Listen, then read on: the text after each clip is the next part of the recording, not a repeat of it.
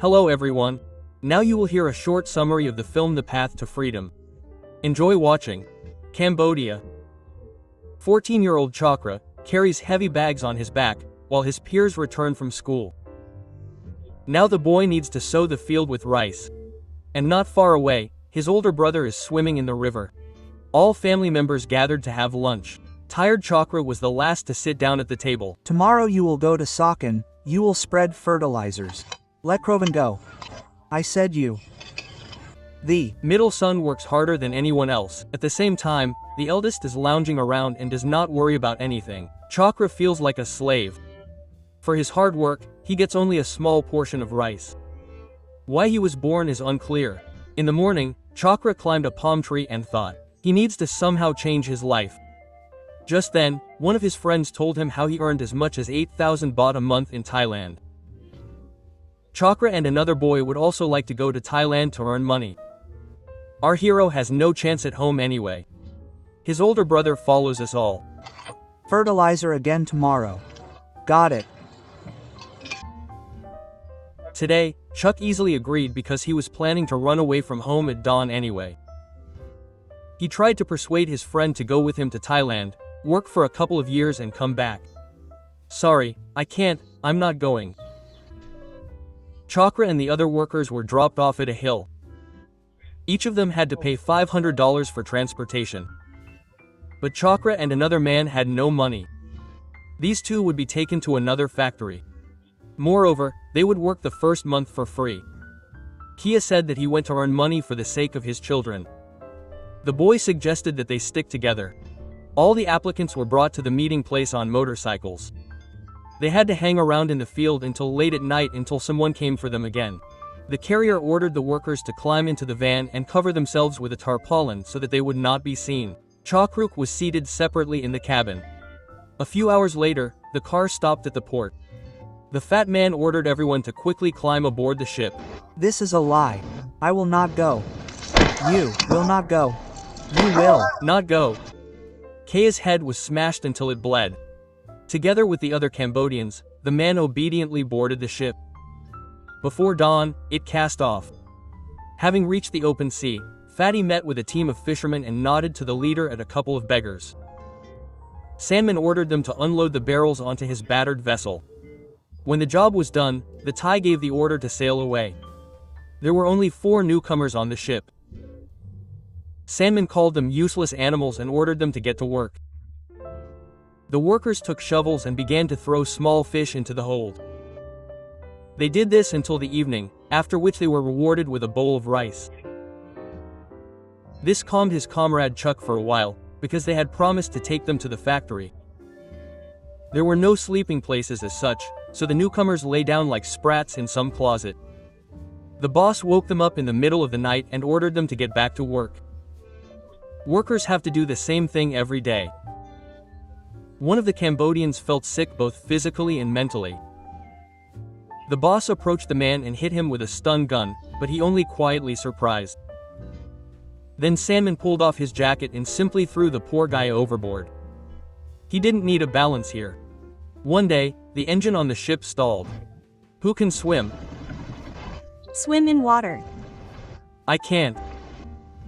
Everyone froze, and only Chakra agreed to go into the water. Sanman ordered the net to be removed from the propeller and roughly threw the boy into the water. Chuck held his breath and cut part of the net from the propeller. Sanman first took the boy's knife and only then allowed him to climb onto the deck. The small fish they catch are used to make dog food. Kaya is already thinking of running away. We have to work off our debt and that's it. If we don't work it off, we'll die sooner.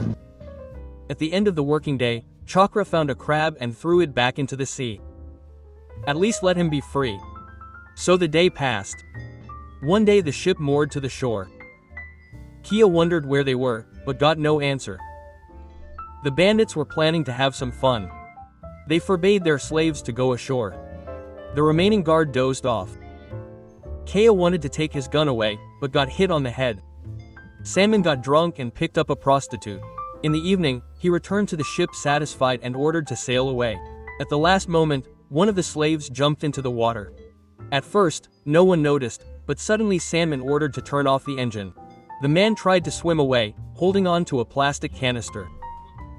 He was quickly caught and dragged onto the ship, only to be wrapped in a chain with a stone tied to it and thrown back into the water. The man sank to the bottom, accompanied by the laughter and jokes of his executioners. After this incident, Kea completely despaired. Do you think that if you are submissive, they will let you go? We will die. You are already a corpse, and I am a corpse.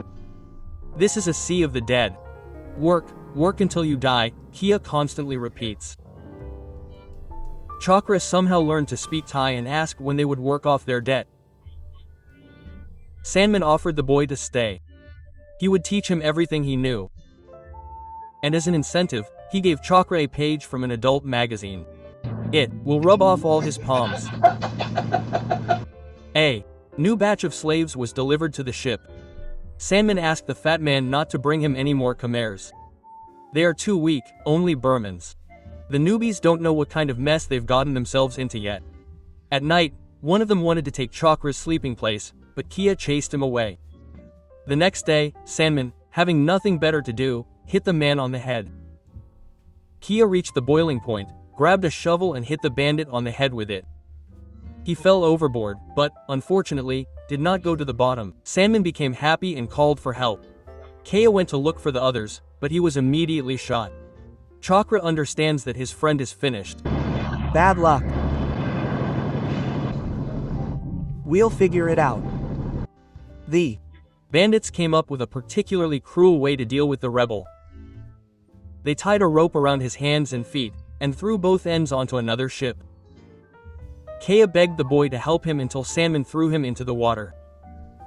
The boss ordered Chakra to climb into the wheelhouse and move the lever forward with his own hand. A few seconds later, Kea tore him in half. Now you're a man. That same night, Chakra was finally driven away from his sleeping place. There was no one to stand up for him now. Every time the kid found a bigger fish, he took it to the bandits. Sanman was pleased with his student. In his opinion, only the young survive in the sea. I had it even worse than you.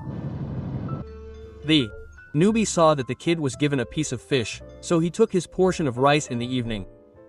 Like, he had already eaten his own. Romelli understood what was what, so next time he stunned the fish himself and took it to the boss. He was going to become Sanman's new favorite and get privileges. At night, Romelli had to take a. He grabbed the rope and hung his ass over the water. Chakra jumped up to him and knocked the guy out with a blow to the head. So he drowned his competitor in the sea. After all, the main task here is to survive. In the morning, Sanman put a gun to his head, but Chuck did not even flinch. I knew it was you right away. You keep surprising me.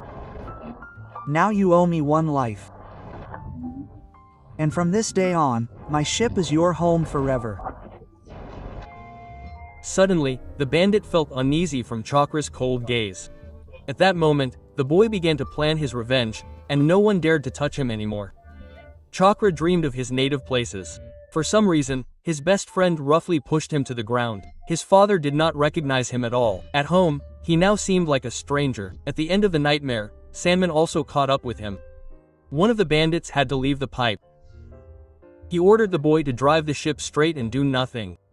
Chakra quickly figured out the controls and, experimenting, turned the ship around, for which he received a slap on the back of the head. The fisherman swam further than usual.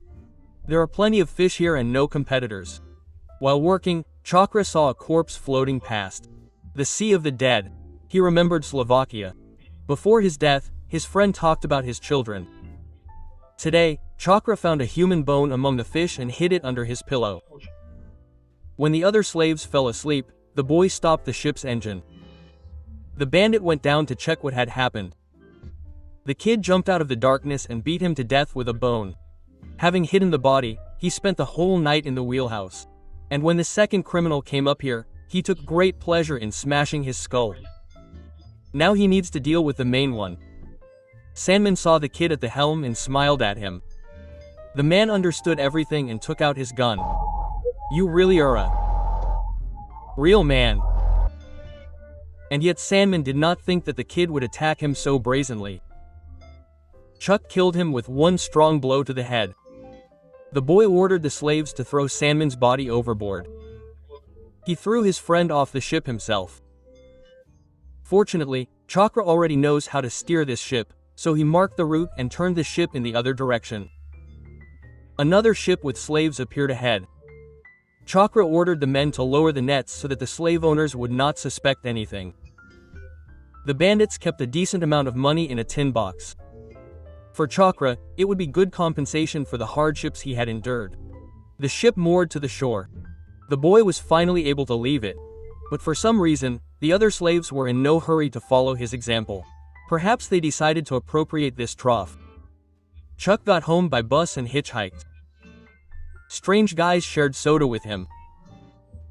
Was he really back among people, and not murderers and animals, as the bandits called them?